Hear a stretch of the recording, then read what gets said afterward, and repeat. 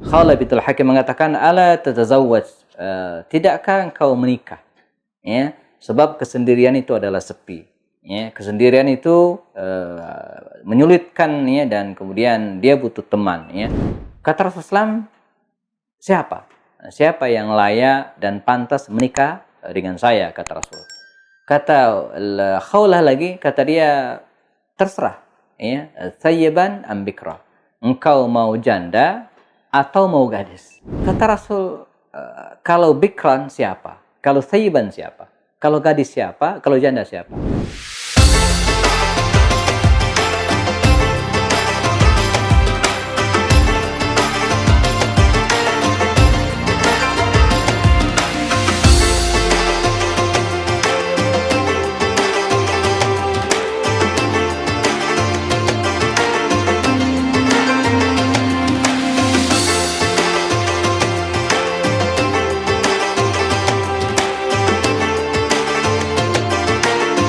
Wanita-wanita inspiratif dalam sejarah.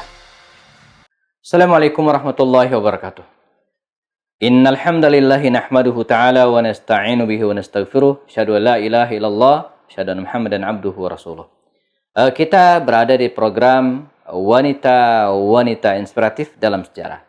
Kali ini kita akan bicara tentang seorang wanita yang luar biasa dalam kehidupan baginda Rasul, yang dihadirkan oleh Allah SWT untuk membangkitkan semangat beliau. Wanita ini hadir di sisi baginda Rasul di tengah beliau sedang diuji kehilangan dua orang yang sangat beliau cintai, yaitu Khadijah radhiyallahu anha istrinya dan pamanda beliau Abu Talib. Wajar kalau kemudian tahun ini dikenal dengan Amul Huzn, tahun duka cita. Dan Nabi sebagai utusan Allah SWT yang juga manusia merasakan, ya, kedukaan itu. Terlihat dari wajah beliau yang murung, dari kata-kata beliau, dan dari kondisi beliau, ya, beliau sangat kehilangan dan terpukul dengan wafatnya dua orang yang beliau cintai. Nah, adalah seorang sahabiah, istri dari Utsman bin Maz'un, ya, Khawlah, segera mendatangi Rasulullah. Ya Muhammad, wahai Muhammad, ala tatazawwaj, kata Khawlah. Khawlah bintul Hakim mengatakan, ala tatazawwaj, tidakkah engkau menikah? Ya. Sebab kesendirian itu adalah sepi. Ya, kesendirian itu menyulitkan, ya, dan kemudian dia butuh teman. Ya. Ala tatazawwaj.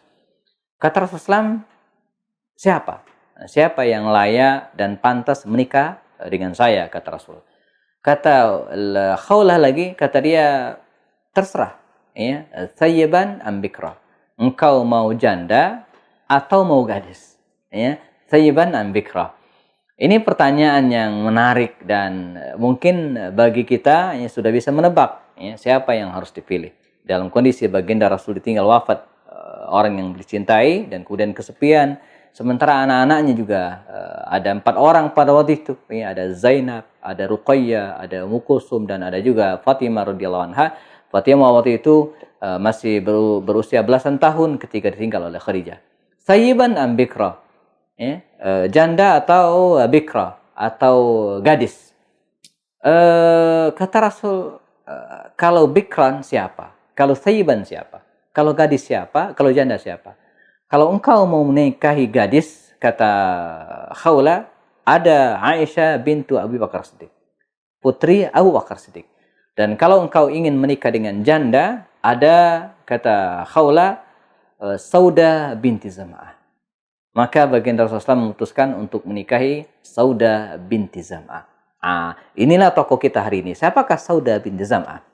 Saudah binti Zam'ah ini adalah seorang sahabiah yang masuk Islam pada awal-awal dakwah bersama dengan suaminya Sakran bin Amr. Sakran bin Amr ini merupakan saudara dari Suhail bin Amr al-Amiri, dari kabilah al-Amiri. Kita kenal seorang Suhail bin Amr, khatibu Quraisy. Ya, nah demikian juga dengan saudaranya ini Sakran bin Amr. Bedanya kalau Suhail bin Amr itu belum masuk Islam, ya, karena dia masuk Islam belakangan pada peristiwa Fathu Makkah. Tapi beda dengan Sakran bin Amr ini, ya, dia sudah masuk Islam bersama dengan istrinya Saudah binti Zam'ah. Dan ketika baginda Rasul mengizinkan kaum muslimin untuk hijrah ke Habasyah, maka Saudah binti Zam'ah ini segera hijrah bersama dengan keluarganya ke Habasyah. dipimpin oleh Utsman bin Affan radhiyallahu anhu bersama dengan sekian belas orang. Karena mereka mendapatkan kabar bahwa di Mekah waktu itu tokoh-tokoh Quraisy masuk Islam, maka mereka pulang, termasuk Sakran bin Amr ini. Ya. Nah, ternyata itu hoax. Berita masuk Islamnya para tokoh tadi adalah berita yang tidak benar. Nah, akhirnya baginda Rasul mengizinkan kembali para sahabat untuk hijrah kembali ke Habasyah. Kali ini dipimpin oleh Ja'far bin Abi Thalib radhiyallahu anhu. Sakran waktu itu tidak bisa ikut, ya, karena dia sakit-sakitan, dan dalam sakitnya itu Saudah binti Zam'ah ini sempat bermimpi. Dalam riwayat dikatakan dia bermimpi kejatuhan rembulan dari langit, ya, dan diceritakan hal ini kepada suaminya. Sakran, kata Sakran, sungguh kalau betul engkau bermimpi demikian, sungguh, ya, dalam waktu dekat saya akan meninggal dunia, katanya akan wafat, dan engkau akan menikah dengan laki-laki lainnya. Dan qadarullah, anakumullah, Sakran ini akhirnya meninggal dunia, dan Saudah binti Zam'ah ini janda. Usianya waktu itu di atas 50 tahun, bahkan ada mengatakan 60 tahun. Kalau kita lihat di salah satu mading, di salah satu museum Masjid Nabawi di Madinah, itu ditulis di mading itu, ya, di referensi itu, ya, 55 tahun usia Saudah binti Zam'ah. Anaknya 5 atau 6 orang. Ayahnya, ya, Zam'ah itu sudah tua. Jadi hitung-hitungan kejelitaan mungkin tidak, kekayaan juga tidak. Tapi apa kemudian motif, tujuan baginda Rasul menyetujui untuk menikah dengan Saudah binti Zam'ah ini, jamaah, ada dua. Ini luar biasa. Yang pertama adalah untuk menolong, ya, Saudah binti Zam'ah yang ditinggal wafat sendirian oleh suaminya Sakran. Demikian juga orang tua yang sudah tua, anaknya banyak. Dan ini yang paling utama. Dan yang kedua adalah ada hal yang istimewa dari Saudah binti Zam'ah ini. Jadi dikisahkan dalam banyak riwayat, Saudah ini punya postur tubuh yang besar, yang gede, ya, dan lucu. Ya, memang sepertinya orang-orang yang gemuk itu kelihatan memang sering lucu, ya.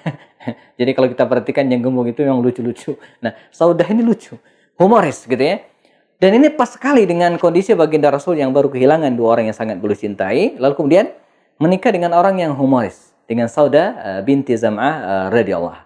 Nah, bagaimana kehidupan keduanya, ya, setelah Rasulullah SAW menikah dengan Saudah binti Zam'ah? Kita akan teruskan ceritanya setelah yang satu.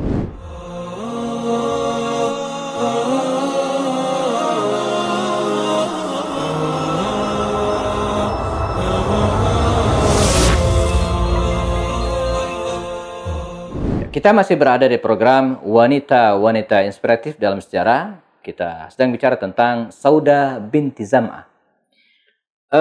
Baginda Rasul menikah dengan Saudah binti Zam'ah yang punya karakter humoris. Dan ini mungkin jarang diungkap oleh riwayat.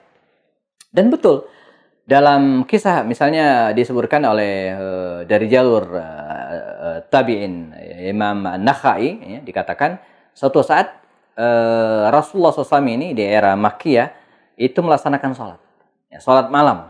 Ya, sholat malam, dan diam-diam, wallahu alam, diam-diam atau seperti apa, disebutkan dalam riwayat itu, Saudah yang cerita, dia Saudah ini ngikutin Rasulullah jadi makmum. Jadi Saudah ini jadi makmum Rasulullah SAW, ya. Ketika Nabi sedang ruku, ya, dan Saudah juga ruku, tiba-tiba bagian punggung beliau ini, ya, menyentuh wajahnya Saudah. Hampir Saudah itu terjengkang dan kemudian dia memegang hidungnya. Setelah sholat dicerita, ya Rasulullah, saya tadi hampir jatuh, terjengkang gitu kan, dan saya termasuk memegang hidung saya, kata Saudah. Ini membuat Nabi tersenyum, ketawa gitu, ya, dan begitu cara dia menghibur baginda Rasul.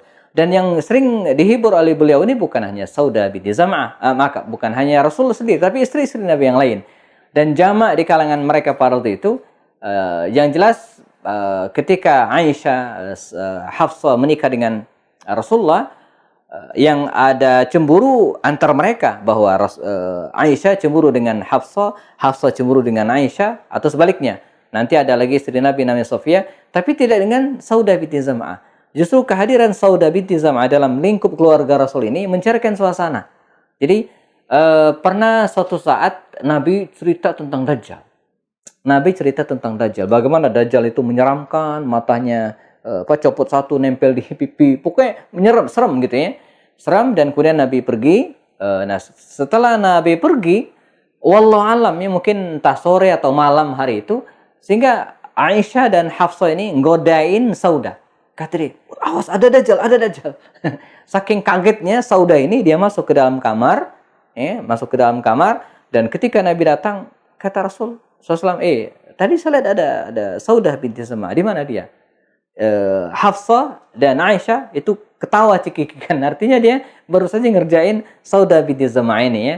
Dan suasana semakin riuh ya, suasana semakin cair ketika Saudah keluar ya dari kamar dalam keadaan ya, mukanya belepotan hitam ya, ada sarang laba-laba, sehingga ini yang mengundang tawa Aisyah, Hafsah, bahkan senyum renyah Rasulullah SAW. Demikianlah kehadiran seorang Saudah binti Zam'ah di tengah baginda Rasulullah SAW. Karena itu poin bagi kita hari ini belajar dari Saudah bahwa di antara cara kita ya untuk menjaga keharmonisan, keutuhan rumah tangga itu pasti adalah menjaga hubungan yang baik antara pasangan suami istri.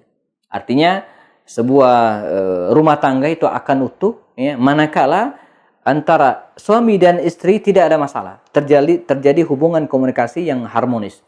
Nah, di antara cara ya, menghidupkan harmonisasi dalam keluarga itu antara lain dengan cara apa?